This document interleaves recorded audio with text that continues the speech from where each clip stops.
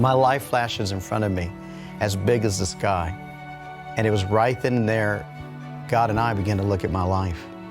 One of the most life-changing aspects of this experience for many people is what they call their life review. They watch their life replayed in this panoramic vision of every scene, and they see the ripple effect of their little acts of kindness or the things that weren't so kind. They come back knowing that how we treat each other, how we love each other, that's what matters most. My life was laid bare for all its good and bad. And Jesus was showing me this and saying, look at how that event impacted this person, that impacted that person, that impacted that person. 22.2% of near-death experiencers have a fascinating phenomenon known as life review. At this time, they may see a part or even all of their prior life. It's often described as flashing before them like on a screen. I saw an image that flashed into my mind, and I was 11 years old, and I was kneeling at a church summer camp. Man, I was sincere. I was reliving every moment. It was almost as we were watching the film of my life. Paul Ojeda lived for himself, and he found that that's not only no way to live, but it's also no way to die. I'm doing the plate full of cocaine. I have an overdose. I am not high. I am definitely know what's going on and where I'm at. And I'm shocked because I'm just like, what happened? And that's when I realized I died. And so as I'm going down, the next thing that comes to my head is, oh my God, I died and I'm going to hell. I start to tell the Lord, well, I think there's some kind of mistake here because, you know, I've never killed anybody. I've never robbed a bank. I've never done anything major that I think, you know. I'm making all these justifications why I don't deserve hell. It seems like it starts going faster and faster. And so when I realize that there's nothing I can do to turn it around, I get to this place of desperation where I cry out to the Lord. And all of a sudden, the Spirit of the Lord comes down and I feel the presence of God. I knew because there was a sense of peace that came down right beside me. And He says, Paul, what have you done with the life that I've given to you? I know what Adam felt like to stand before the Lord and be totally exposed and naked before God, because every thought, every motive, every intention, before I even thought it, He knew what I was thinking. As I'm trying to figure out what the right answer is, before I could answer, my life flashes in front of me as big as the sky. And it was right then and there, God and I began to look at my life. And everything I had did in secret and open, good or bad, everything, every detail of my life was flashing right before me. It was almost as we were watching the film of my life, every detail, every moment. And at this point, I was about 30 years old. And so from birth all the way up till this point, you know, God was just revealing to me what my life looked like to Him. I was now looking outside in and getting God's view of my life. It was only then that I realized how selfish I was. And so it was only then that I realized I didn't give God glory, honor. It was at that point that I realized that how I didn't have any relationship with God. What a sinful man that I was.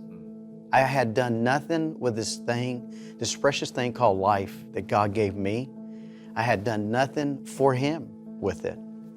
And so it was at that point that I began to think to myself, you know, God is not wrong in sending me to hell.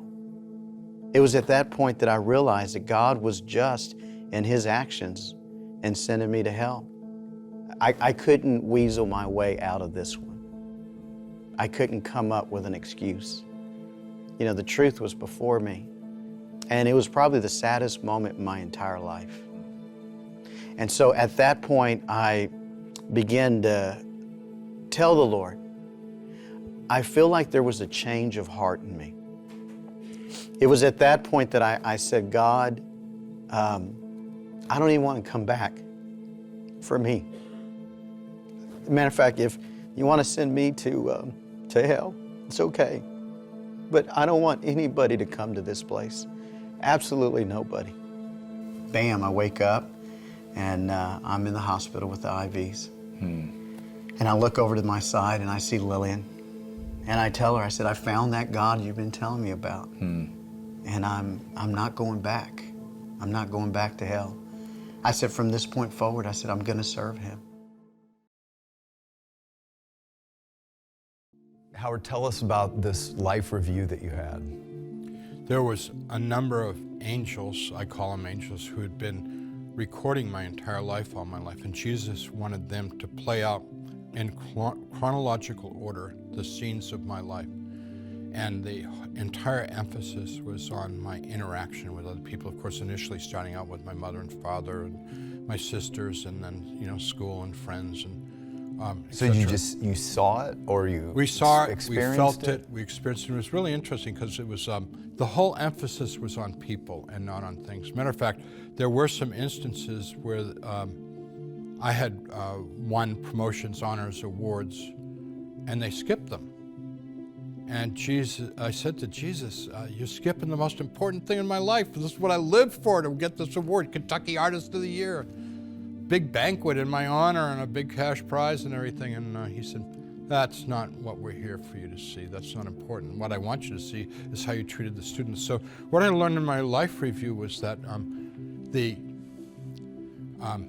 relationship with my father, I had participated in the breakdown of that relationship as much as he did. He was not a good father to me, and I resented it, and I was angry at him, so I did everything I could, subconsciously and sometimes consciously, to be as rebellious and as cold-hearted towards him as possible, which only aggravated him more and made him more of a hostile father. So the things that I had seen in my life that where I was the victim and everybody else was the bad guy, I came to find out it was a two-way street. We were both playing this game. As my life progressed from my adolescence into my adulthood, I saw myself turning completely away from God, church, all that, and becoming a person who decided that life was all about the biggest, baddest bear in the woods wins. And now I began to experience Jesus and the angels' literal pain. What do you mean? Emotional pain with watching scenes in my life. And like, here's the nicest, kindest, most loving being I've ever met, who I realize is my Lord, my Savior, even my Creator, holding me and supporting me, trying to give me more understanding of my life. And it was figuratively, not literally, like I was like stabbing him in the heart as we're watching this stuff. And the last thing I wanted to do was to hurt him. And I don't want to hurt him to this day. Jesus is a very feeling man. God is a very feeling creator. What were you seeing played out? I saw scenes where my sister was in bed crying, and I got up in the middle of the night and went in and put my arms around her and hugged her.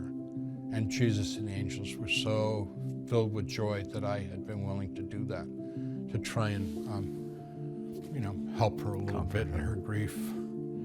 But those were rare, the scenes of my indifference. Just seeing people as objects in order to maneuver around through, or to shift to further my goals and my ambitions. Dr. Mary Neal, who drowned in a kayaking accident and then later was revived, had a near-death experience. Now, Dr. Mary Neal is a spine surgeon, a very well-educated, very, very scientific person, and she came back and tried to figure out, like, what was this, and came to the conclusion that there is life after death.